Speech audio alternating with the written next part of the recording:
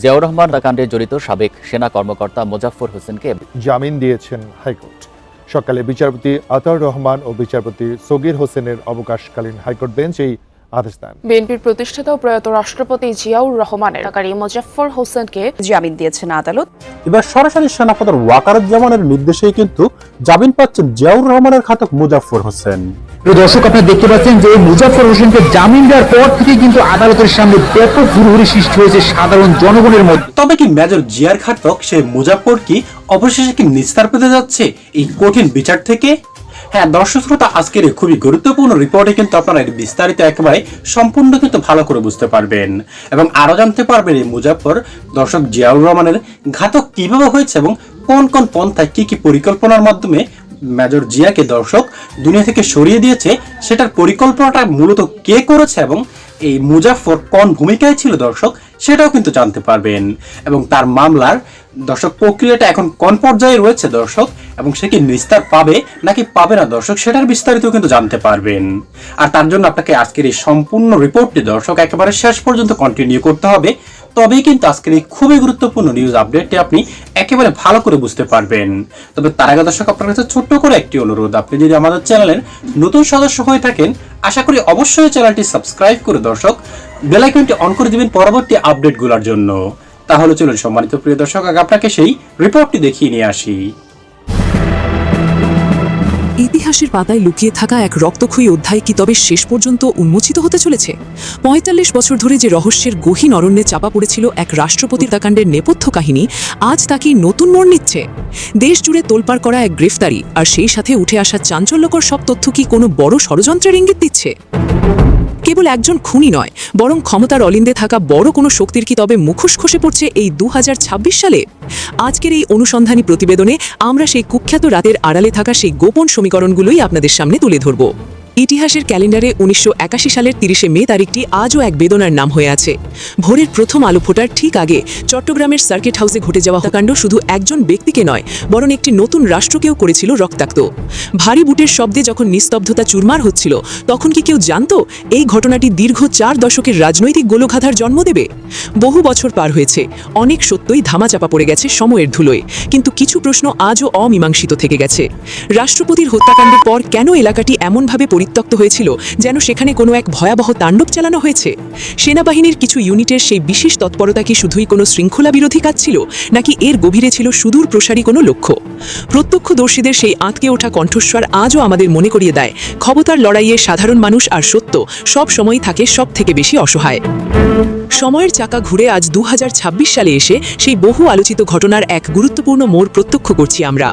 দীর্ঘ ৪ যুগ ধরে আইনের চোখ ফাঁকি দিয়ে পালিয়ে থাকা মেজর মুজাফফর হোসেনের গ্রেফতারি যেন একটি দীর্ঘ প্রতীক্ষিত আইনি পদক্ষেপ। প্রযুক্তির এই যুগে গোয়েন্দা পুলিশের নিখুঁত নজরদারি আর অত্যাধুনিক ট্র্যাকডাউন ব্যবস্থা অবশেষে তাকে আইনের আওতায় আনতে সক্ষম হয়েছে। সামরিক বাহিনীর পালিকা থেকে বহিষ্কৃত এই ব্যক্তির ধরা পড়া মানেই হলো সেই পুরনো নথিপত্রগুলো নতুন করে যাচাইয়ের সুযোগ পাওয়া। ডিবি পুলিশ কর্তৃক এই গ্রেফতারি শুধু একটি মামলা নিষ্পত্তির পথ প্রশস্ত করেনি, বরং এর সাথে জড়িত অন্যদের খুঁজে পাওয়ার পথও সুগম করেছে। বর্তমান প্রশাসনের অধীনে এই আইনি লড়াইটি যে নতুন গতি পেয়েছে তা জিয়াউর রহমানের ভক্তদের মনে এক নতুন আশার আলো জ্বালিয়েছে। এখন কোটি মানুষের নজর সেই কোর্ট মার্শালের দিকে, যেখানে হয়তো পরিষ্কার হবে এই হদের প্রতিটি সূক্ষ্ম ধাপ। ঘটনার পরপরই রাজনৈতিক বিশ্লেষক ও ইতিহাসবিদদের মনে প্রশ্ন উঠেছিল, কেন এই সফরটি এত গোপন রাখা হয়েছিল? চট্টগ্রামের অভ্যন্তরীণ রাজনৈতিক কোণ্ডলভি সামনে রেখে যে অস্থিরতা তৈরি হয়েছিল তা কি ছিল প্রকৃত কারণ, নাকি নিছকই একটি আড়াল? সেই সময়ের অস্থির রাজনৈতিক প্রেক্ষাপট আর রাষ্ট্রপতির সফরের আকস্মিকতা কি কোনোভাবেই একে অপরের সাথে সম্পর্কিত ছিল? জিয়াউর রহমান যখন পার্বত্য অঞ্চলে শান্তি প্রতিষ্ঠায় তৎপর ছিলেন, তখন তাকে কেন এমন অরক্ষিত অবস্থায় চট্টগ্রামে আসতে হয়েছিল? যারা ক্ষমতার কাছাকাছি থাকতে চেয়েছিলেন তাদের প্রত্যেকের স্বার্থই কি এই হত্যাকাণ্ডের সাথে পরোক্ষভাবে যুক্ত ছিল? বিএনপির অভ্যন্তরীণ বিভাজন আর নেতাদের পাল্টাপাল্টি অবস্থানের প্রভাব কি তখন সেনাবাহিনীর উপর পড়েছিল, যা সরাসরি ট্র্যাজেডির কারণ হয়ে দাঁড়ায়? গোয়েন্দা তথ্যে উঠে আসা সেই রহস্যময় দিনগুলোর প্রতিটি চরিত্র আজ নতুন করে বিশ্লেষণের দাবি রাখে।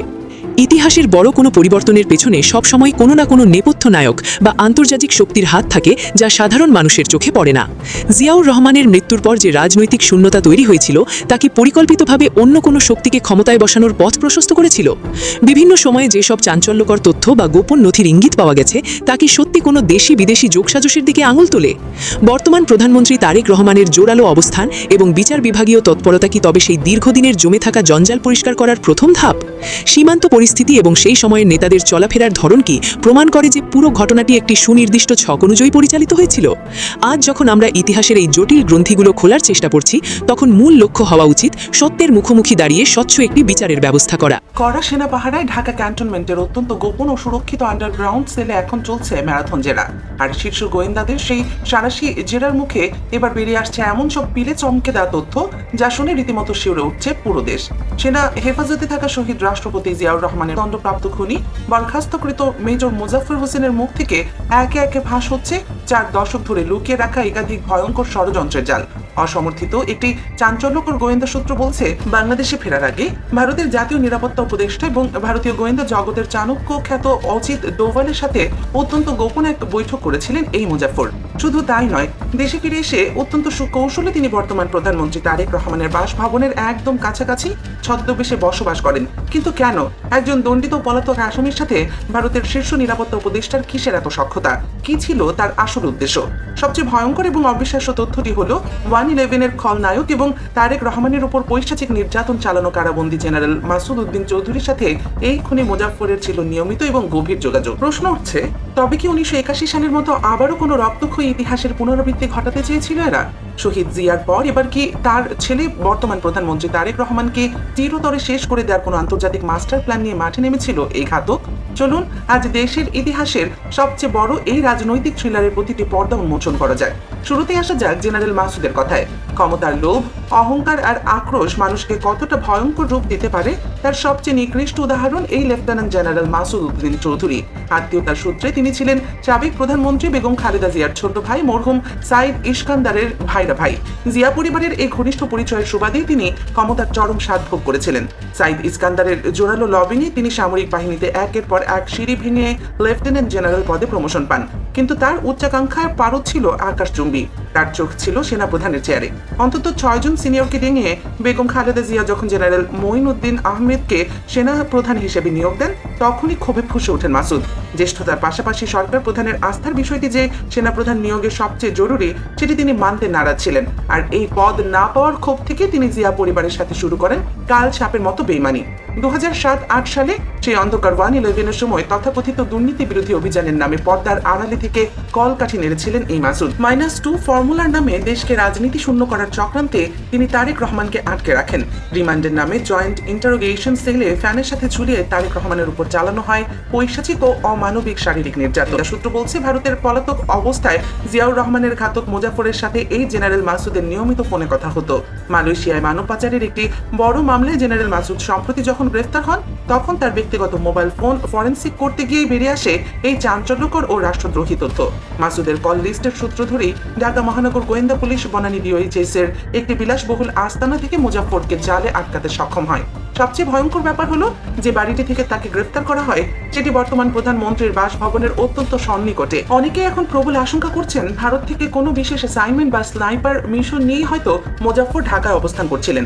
জেনারেল মাসুদের সাথে মিলে কি তবে নতুন কোনো রক্তপাতের ব্লুপ্রিন্ট তৈরি হচ্ছিল? জিয়া পরিবারের এত কাছের আত্মীয় হয়েও একজন রাষ্ট্রপতির খুনির সাথে মাসুদের এই নিবিড় যোগাযোগ কোনোভাবেই স্বাভাবিক হতে পারে না।